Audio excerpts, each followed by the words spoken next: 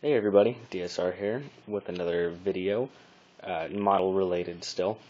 This time I am looking at the 1/72 scale Gojulas Giga kit from the Zoids series.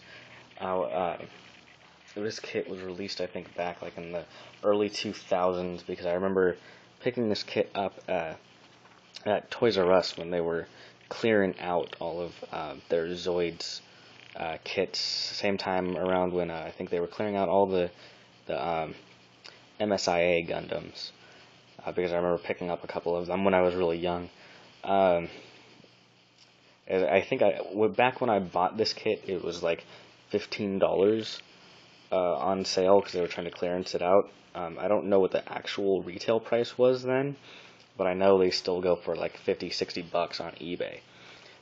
Now, this kit in particular is not the one that I bought way back when, but actually my friend David gave this to me, a friend I had in high school, just as kind of a gift, and I have yet to build it, but I have somewhat in pieces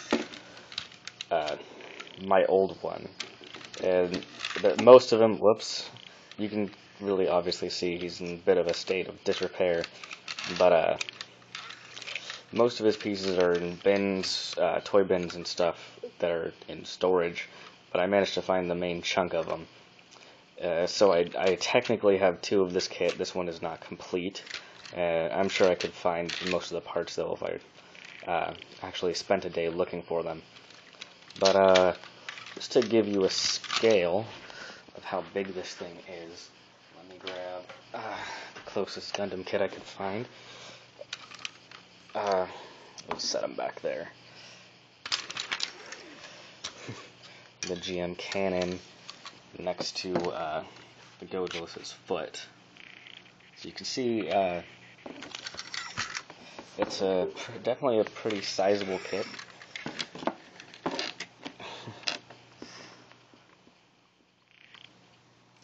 And I think it'll be pretty fun to go back and build an older kit. This one was, I think, produced by Tomy, or no, I'm sorry, by Hasbro. So this is the American release that you could buy pretty much anywhere, like 10 years ago. Let's take a look at the instruction booklet. It's an old-fashioned kind of just paper booklet.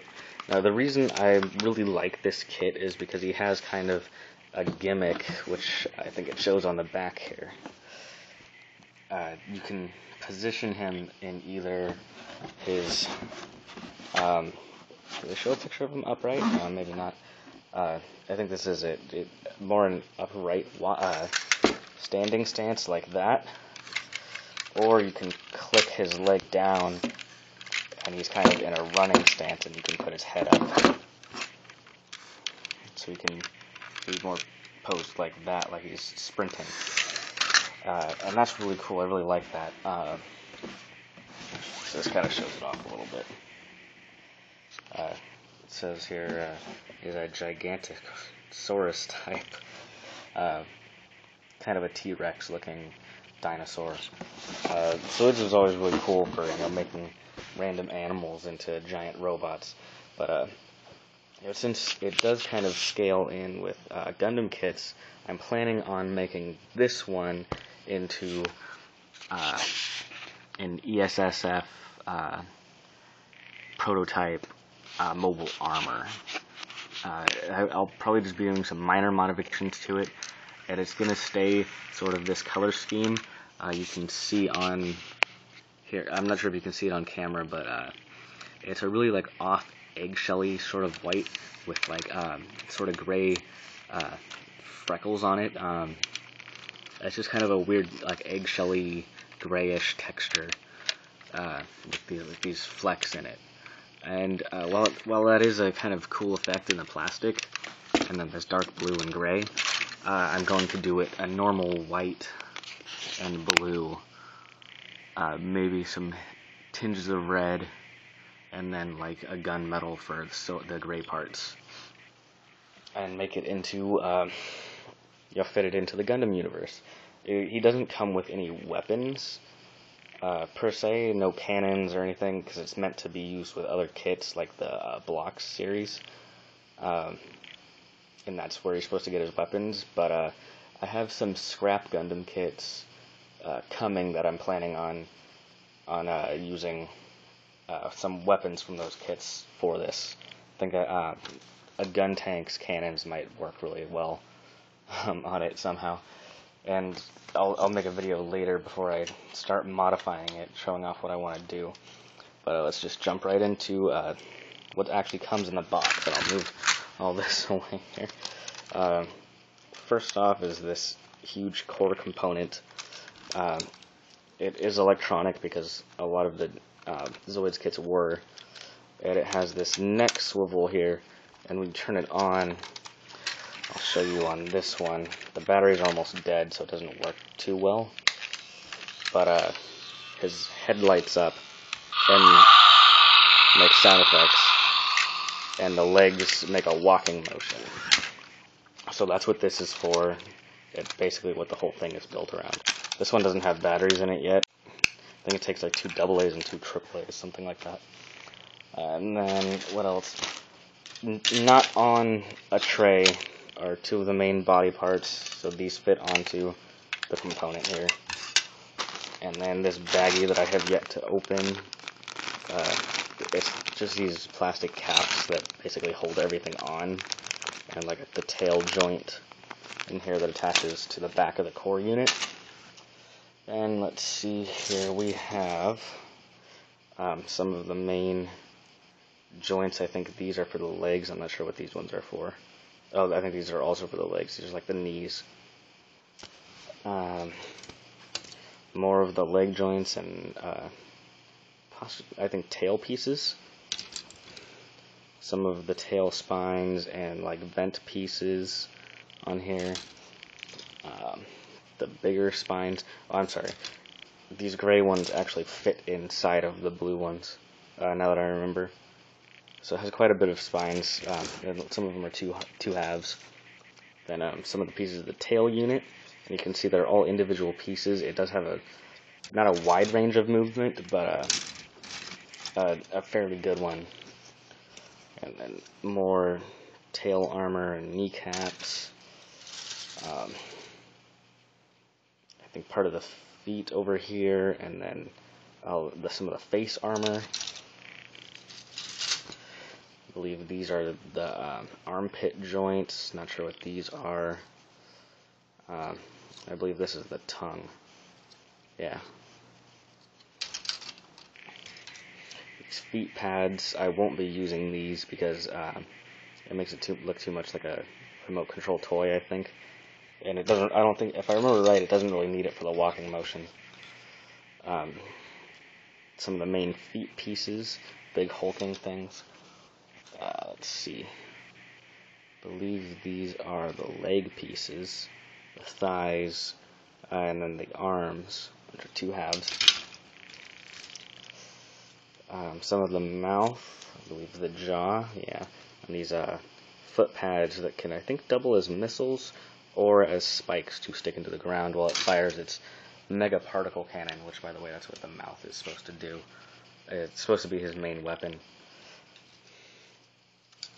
And then more, I think it's back pieces where the spines go, tail armor, I think that sandwiches the top of the halves, and then these big tail spikes, which is his other weapon that is included. They flip up and down, and I think it's meant just to be used as a melee attack.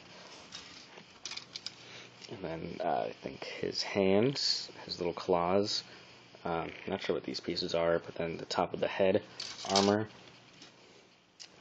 the inside of the face, and the mouth pieces, and that's where the eyelet goes. I don't know what that is. Neck pieces and the lower jaw. I think these are part of the ankles.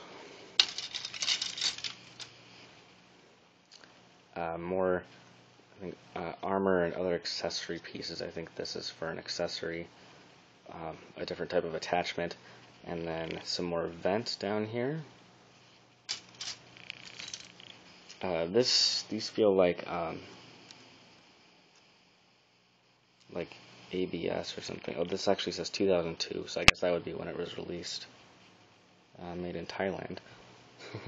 It's like the weird ABS that they use sometimes for polycaps that aren't the rubber, because these are all joint pieces, I believe. And last but not least, the feet, some more armor pieces it looks like, and the hip mechanism.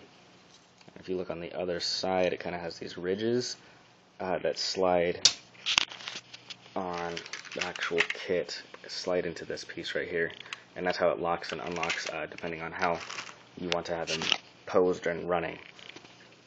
So yeah, let's just take a look at all of the trays here. I think it's like 18 or 20 of them. So there's quite a bit of parts.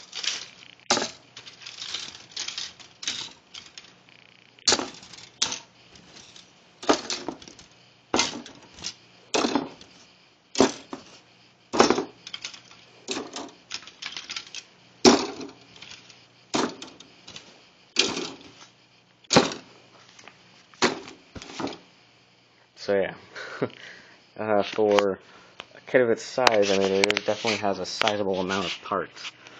I don't know the actual part count. I mean, a lot of these trays, have 3 or 4 parts on them. But it'll definitely be a heck of a project. I'm looking forward to it. I'm thinking I might just do the spray on the tray technique and then do touch-ups after the fact, since most of this, the parts go just sandwiched together. There's not a whole lot of complicated building. Just because I really don't want to, with so many parts, I really don't want to cut out each individual part and paint it like I would on a normal Gundam kit. So I'm probably going to paint this before I actually assemble it. A lot of times people frown upon doing that just because of all the gates that you leave, but I'll try and be careful about it. And if not, there's always, the option to touch up. So, yeah. That's my look at the 1/72 scale Gojulas Giga. And look forward to seeing my Earth Sphere Federation custom of it. Thanks for watching.